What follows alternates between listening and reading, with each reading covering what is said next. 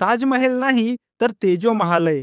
होय, तुम्ही बरोबर ऐकलंय. परेश रावल मुख्य भूमिकेत असलेल्या द ताज स्टोरी या मूवीचा ट्रेलर नुकताच लॉन्च झाला. परंतु मित्रांनो, हा ट्रेलर चांगलाच वादात देखील सापडला आहे. ट्रेलर मध्ये दाखवण्यात आलं आहे ताजमहल हा पहिले ताजमहल नसून तेजो महालय होता, असा दावा परेश रावल कोर्टात करतात. असा क्लेम पहिला सुद्धा 1989 मध्ये एका लेखकाने केला होता. लेखक PN ओक यांनी 1989 मध्ये एक पुस्तक लिहिलं होतं, ताजमहल द ट्रू स्टोरी. त्यामध्ये त्यांनी म्हणलं होतं, ताजमहल 1155 AD मध्ये बांधला गेला असून त्याचे नाव ताजमहल नसून तेजो महालय होते. पण हे पुस्तक पुरातत्व विभाग म्हणजेच ASI आणि अनेक इतिहास तज्ञांनी कल्पक इतिहास आणि या दाव्याला कोणताही पुरावा नाही असे सांगितले. ताजमहालाचे बांधकाम, दस्तावेज आणि शिलालेख हे सगळं मुघल काळाशी जुळतं, मंदिराशी नव्हे असं देखील सांगितलं. परंतु मित्रांनो, परेश रावल यांच्या नवीन मूवीमुळे